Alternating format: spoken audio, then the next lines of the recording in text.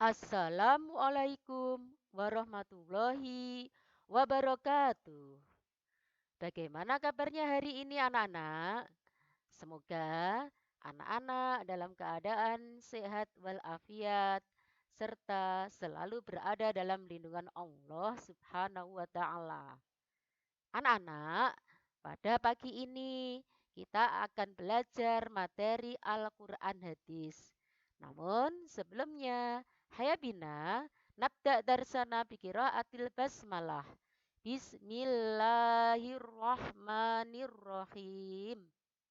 Nah, anak-anak, pada surat Al-Alaq ini, sebelum Ustazah menjelaskan isi kandungannya, kita akan bahas untuk seputar tentang surat Al-Alaq. Sebagaimana anak-anak ketahui, surat Al-Alaq terdiri dari 19 ayat.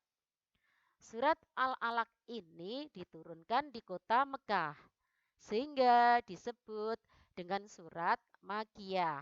Kalau turunnya ayat itu di kota Madinah, maka tergolong jenis surat Madaniyah.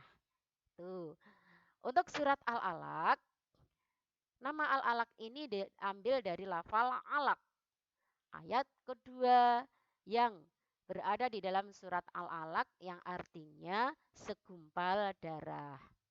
Surat Al-Alaq menempati urutan yang ke-96 dari 114 surah dalam Al-Quran.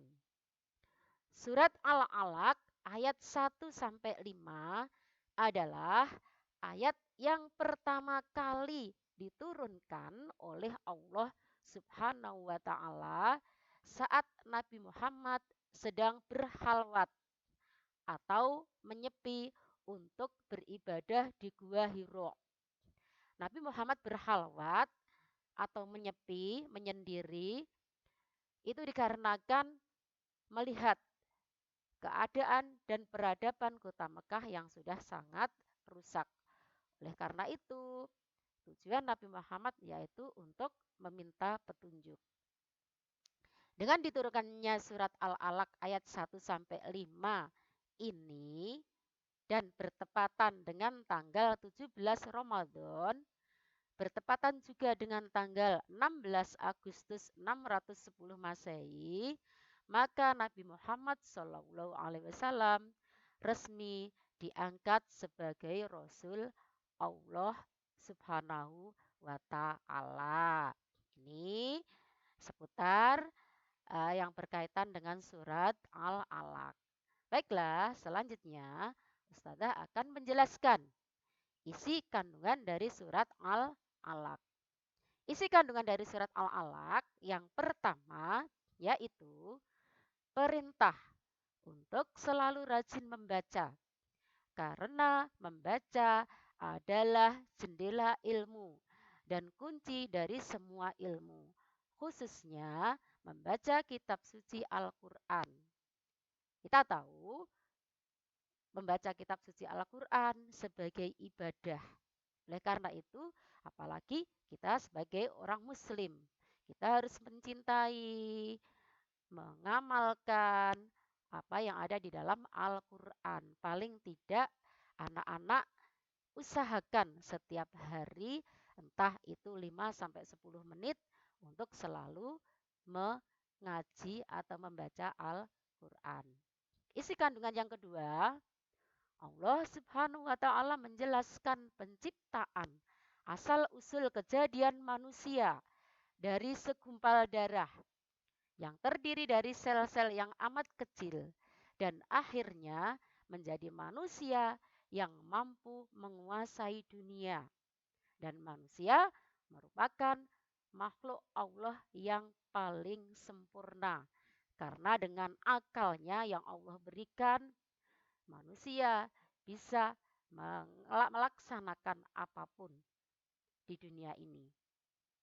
Tapi kita juga harus menyadarinya. Allah sudah memberi tuntunan. Ini yang baik, ini yang tidak. Hidup itu adalah pilihan. Tinggal kita menjalankan yang mana. Kalau kita menjalankan semua perintah Allah, kita akan selamat. Tapi kalau kita sampai melanggarnya, kita akan celaka. Isi kandungan yang ketiga, Allah Subhanahu wa taala menjadikan kalam atau menulis dan membaca sebagai alat mengembangkan pengetahuan. Bayangkan coba anak-anak, seandainya manusia itu tidak bisa baca dan tidak bisa menulis, apa yang akan terjadi? Tentu saja kebodohan dan mudah ditipu.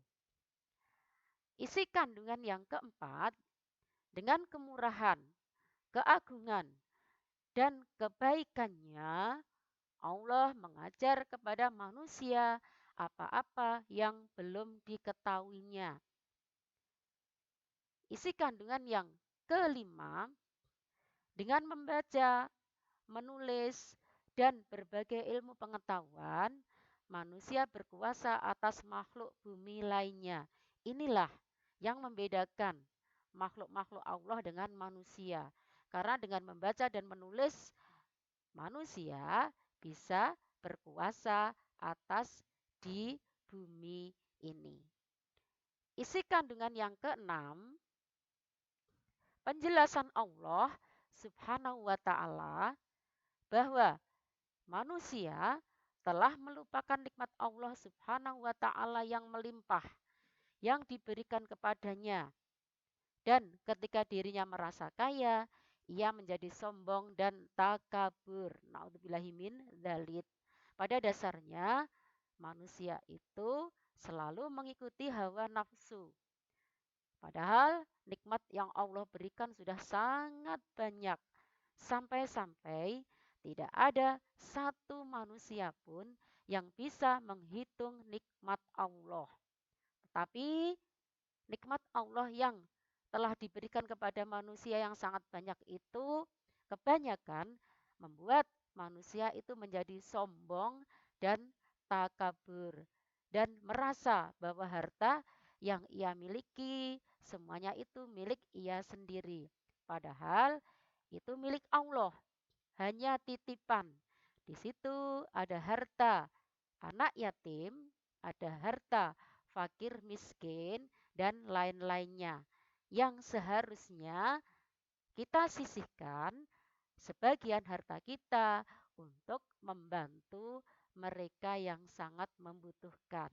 Dan ingat, harta tidak akan kita bawa mati. Nanti yang akan menemani kita di akhirat, harta yang kita amalkan, kita sedekahkan kepada orang lain. Oleh karena itu, mudah-mudahan kita tidak termasuk menjadi orang yang sombong atau takabur. Itulah anak-anak seputar surat Al-Alaq beserta isi kandungannya. Mudah-mudahan dengan mempelajari surat Al-Alaq ini, kita bisa menjadi manusia yang lebih beriman dan peduli terhadap sesama manusia, apalagi yang membutuhkan pertolongan kita. Demikian, semoga bermanfaat. Haya bina, nahtatim darsana bikiraatil hamdalah wa kafaratil majlis. Alhamdulillahirabbil alamin. Subhanakallahumma wa bihamdik ashadu an la ilaha illa anta astaghfiruka wa atubu ilaih. Wassalamualaikum warahmatullahi wabarakatuh.